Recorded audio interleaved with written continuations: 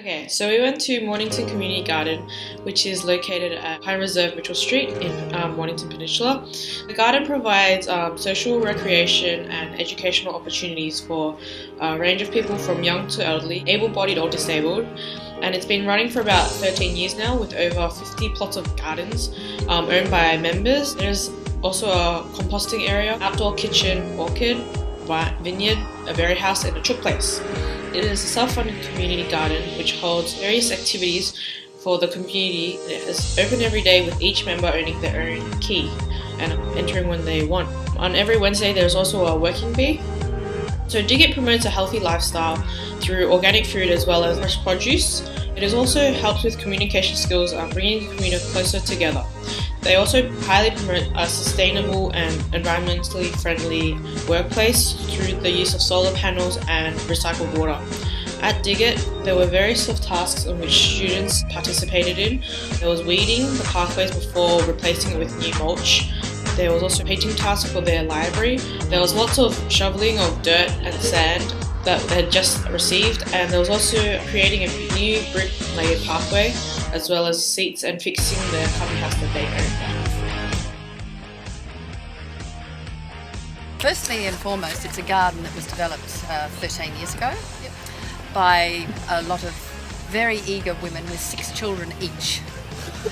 And they got this garden going from a croquet court and full of that horrible grass we've been digging up, that kikuyu, and started making a community garden for which they were going to grow vegetables for their own families, but more importantly, to teach people outside this actual little area on how to grow organic vegetables under organic principles and live a good, sustainable life. Yeah. So we as a garden have continued that philosophy on, and we reach out to the community.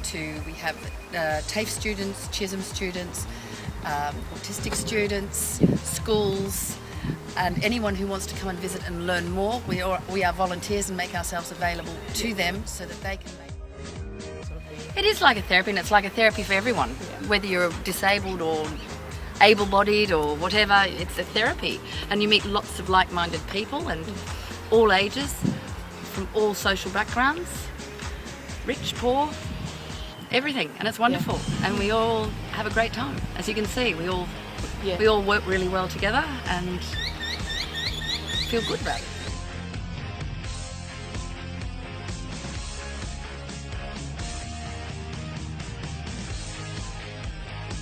Definitely, because we've got some real examples of some children that had been in here and had been living on the street, and 8 of those children now are now in jobs with homes, and they grow their own vegetables and eat well, which they would never have had a chance to do outside because their parents weren't able to do that to help them. Yeah, with the elderly here, we've got disabled. The disabled have the beds, people in wheelchairs. Yeah. We have a bed. We have one quadriplegic, Sam, but severely quadriplegic, and he and his carer do that bed, and they're in the middle of starting to paint their beds in rainbow colours. Oh. Elderly, well, yes, they'll come in and use a bed if they can, or if they can't do plots and things, they'll come in and help in other things in the garden, and members give them food, and so that works very well. Children, we have a lot of children that come in. Lots of young people now and children are learning to garden. So we try to encourage that by, we've got the sand pit and fun things, just made a little cubby house for them so they have fun things to do. And then they also have their little area that they can plant and learn how to propagate, and we're getting more and more. Really, it's spread by word of mouth. I think when we've got an open day coming on the 8th of October, which is our main fundraiser, because we still have to pay bills. Yeah. So, and we're all volunteers. Yeah. No one gets paid here. And so, yeah, that's about the only thing we try to do any publicity with. Or sometimes I go on Gardening Australia because we have a wonderful thing called a food harvest, which is every 3rd week of the month. And with that, it means people from the garden here and people outside, if they have extra produce in their own garden, they bring it here, put it on a table, and you swap it for something else. No money changes hands. And we have cups of tea and cake and socialise and learn and learn and learn. Well, I think the garden itself has a nice feeling of peace. I think it's a beautiful place to be in, and not many people get to see all these wonderful vegetables growing. And also I think a lot of people like you guys come here because you know that we help other people outside, and you yourselves are putting back in as well. So it's quite nice to get something for yourself, but at the same time, this is a haven for everybody. It's a haven for those people. They're safe, and they do something with their hands, and they can see something from one little seed growing, something they can eat, and then take another seed and grow another plant. It's a wonderful feeling for them all. It's changed a lot in the last few years we've been here. We've raised the height of the beds because the soil wasn't very good. I've been here when they added the gypsy wagon for our library, and the chook shed and the berry house. So yes, it's been quite a journey, and it will keep developing. Which means all the water from the runoff, the stormwater, comes down through here before it goes out to the sea.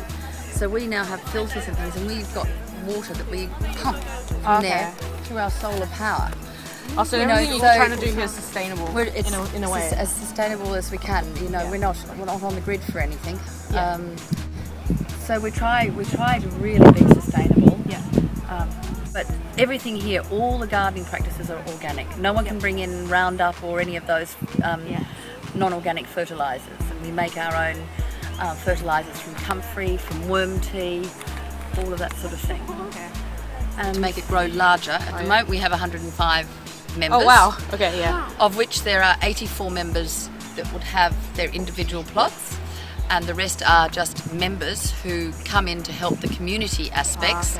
Like these garden beds are community beds which people can take a little bit off as they do it, but they're expected to put in and help because there are the other volunteers that are within this 105 that want to help all those that are outside this garden. So therefore it will grow by having more people coming in and learning from us, but on 3/4 of an acre we haven't got any more room really to expand.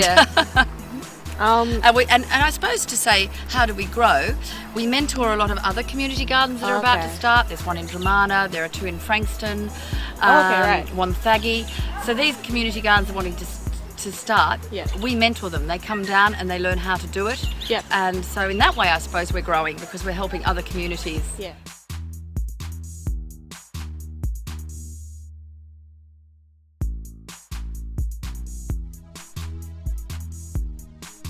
All the committee usually comes, and then anyone else who comes. Mainly it's the same people. There is a Saturday group that come that suits them. Other people, I'll pop in maybe if there's stuff to do. We'll come down, just Ray and I, and we'll do stuff that needs, like we dug out that grass on Sunday. And so,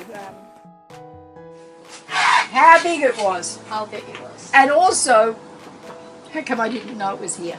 40 years I've lived here, and it's been here 13, and I never knew it was here. So that's why we've sort of tried to advertise more. You know, you learn everything by your mistakes. So we try to get in the paper, and I have got the paper to come down and give some free advertisements and stuff. So every time you talk about something, it spreads the word, knowledge, peace, friendship. All the things that a garden will give you.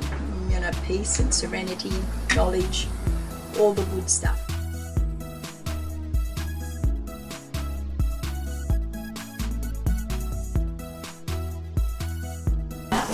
Normally every Wednesday it's a working bee. You come down here, for about 4 hours, 5 hours a day on a Wednesday. And we all, the ladies get into the garden and all that. I'm like the jack of all trades. I do the garden beds, emulsion. The ladies not around, I do the mowing with a snippet. So I do all the manual work. I'm retired, Yep. right? And instead of sitting at home doing nothing, coming down here, it gives me something to do, and it's also health for me health and everything like that.